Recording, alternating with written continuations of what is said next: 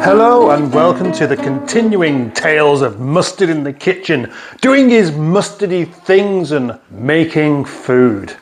Well, what have we today? Well, I'll tell you, then you don't have to guess. Sausage casserole with a potato topping and homemade gravy and a giant Yorkshire pudding. Maybe should have some cabbage as well, but I'm not sure. It's a rather simple meal, but it should also be extra tasty. My friend Jamie Oliver always goes on about simple recipes and then talks enthusiastically about these things, and then he grabs a whole lot of ingredients that you'd never even heard of. How's that going to help you cook? So this will be kept simple, with a maximum of about 20 ingredients. First of all, we shall cook the sausages, and these are Lincolnshire sausages from Aldi or Lidl, one of the others. Not really sure, can't remember. It's actually quite important to cook the sausages first because you shouldn't eat them raw and it will... Oh gosh, there's not much oil left in there, is there? I'll have to open up another bottle. Yeah, what was I saying? Oh yeah, it's important to cook the sausages. It's also important to take them out of the packaging first. It's easier if you cut those bits off. If you can make it look like hard work like I'm doing now. Or you could just do it whilst not trying to talk about doing it, and that would be easier still. We want to cook these sausages long enough so that they are no longer poisonous. But then it doesn't really matter a great deal because they go into a casserole anyway. That means we can just basically brown them off. Gravy. Now, I'm not going to make the gravy in this. I'm going to make the gravy in the pan. And it's not going to come out of a packet or anything. I'm just going to make it from ingredients, and it is actually quite easy. This, the mix for Yorkshire pudding, and that's basically the next thing to do. For this we require some eggs. Normally I would do 4, but today I'm going to do 5. I'm going to bung the eggs in there and beat them up, and then flour, and then salt. Oh, it doesn't matter which order actually.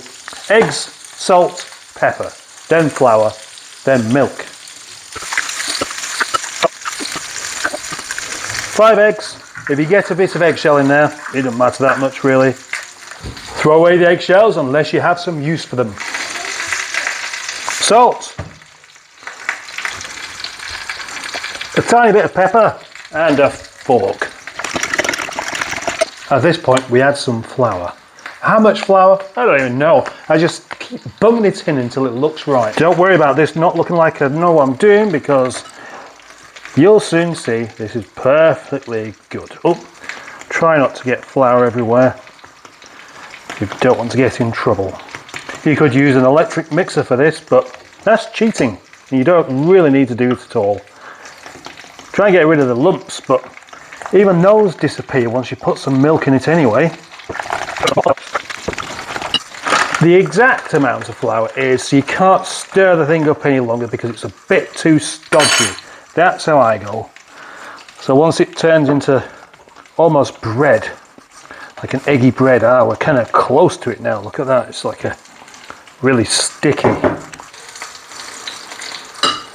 No, the flour stays out because we'll need some for something else. Next we have some milk, and it's not as much as you may think, whatever that amount is.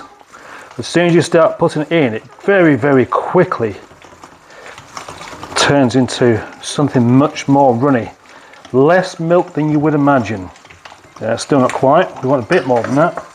I reckon that's about right. Okay, good. Happy with that. Bung it in the fridge. And in the meantime, you can see that the sausages have kind of cooked themselves without me even doing anything. So now we need to get to the exciting part, making the sausage gravy. And that gravy will be made in the pan with the sausages. Here are the ingredients. Balsamic vinegar, bit of ginger, mustard, Worcestershire sauce, lime pickle, black pepper, coriander seeds and fennel seeds, and an onion. If you haven't got all of those ingredients, that's fine, just omit those. You can still make it it just won't taste as good. It's time to whack up the heat on the sausages and then simply break them up a little bit, like so. Yeah, you can do that, can't you? Easy. You don't want complete sausages. There's no need for that. If you prefer complete sausages, that's up to you. And you're not wrong for doing it, because, you know, that's your choice. And we have choices in the kitchen. That's why we like to be in the kitchen, because it's all about doing your own thing.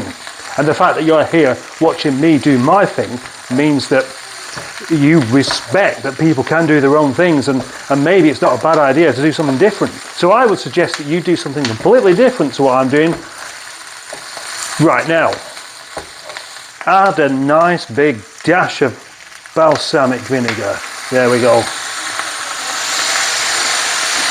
Yeah, that smells good, doesn't it, eh? Oh, I don't know. Won't be able to tell. Need to turn the light on.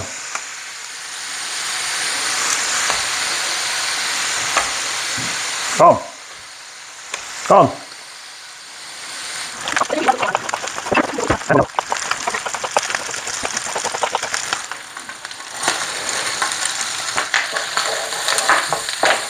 I've made this 3 times so far, and I don't have a recipe. In fact, I'm doing this differently today to what I did do last time. Well, I did that differently the time before that as well, so I don't even know what I'm doing myself. But one thing that is important, do it like this. Don't just get some gravy granules, because it'll be rubbish, it'll be boring. Yeah, you don't even put onions in it. Just gravy granules, not nice. This, nice. Easy to make something taste good if you just try. Ginger. Chop the ginger up. It's awfully wasteful. Awfully wasteful chopping ginger up, but what can you do? Nobody's invented a ginger peeler yet, and a potato peeler was just a bit too big to use with the ginger. So what you have to do is just, well, you don't really want the skin on it. You just have to accept that you're going to waste a load of it. Ginger. Lime pickle. Mustard. Well, we know what mustard tastes like, and the lime pickle just gives it really lovely tangy flavour. Now for some Worcestershire sauce. Before doing anything else now, what I want to do is the onions are cooked, so I'm going to put in a spoonful of flour. And then in a moment, add water, so it gives a more of a sauce, a thicker sauce. Otherwise it's just, well, runny or not runny at all. We want something in between.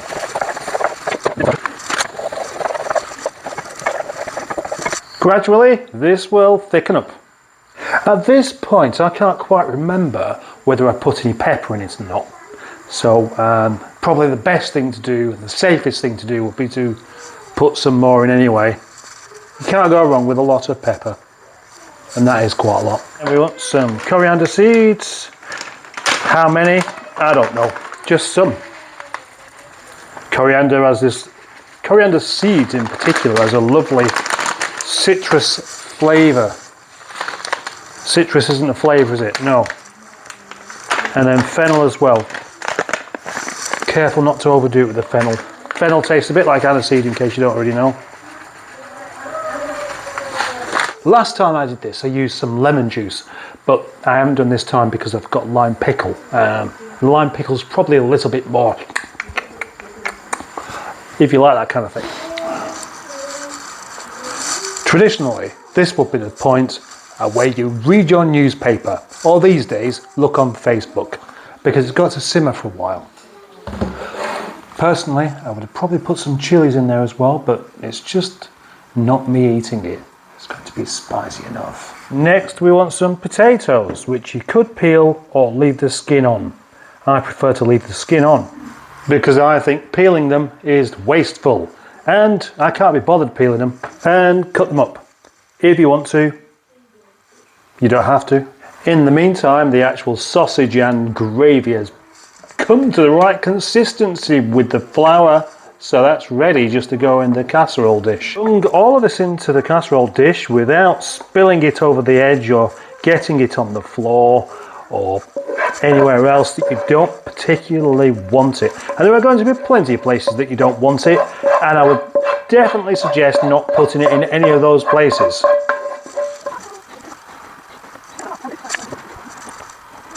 That's good, I didn't do too many spuds.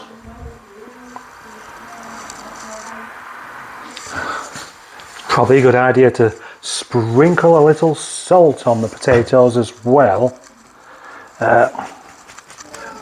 Was that the right amount? I don't know. Let's put a bit more in. Say when. There we go. Let's come out. Oh, and then bung it in the oven. And don't forget to switch it on like I've just done.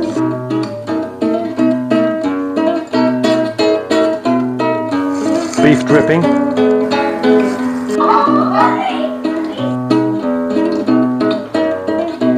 Time for the great big Yorkshire pudding.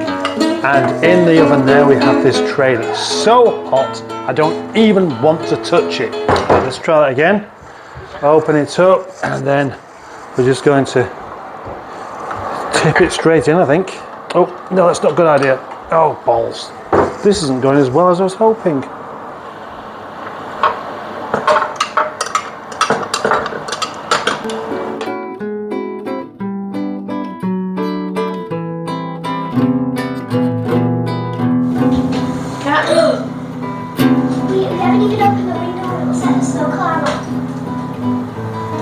Mummy, come and look at this. It's expanded. Oh my gosh, look. Mummy. Yeah, I can see it dropping. Yeah, I can see it dropping too.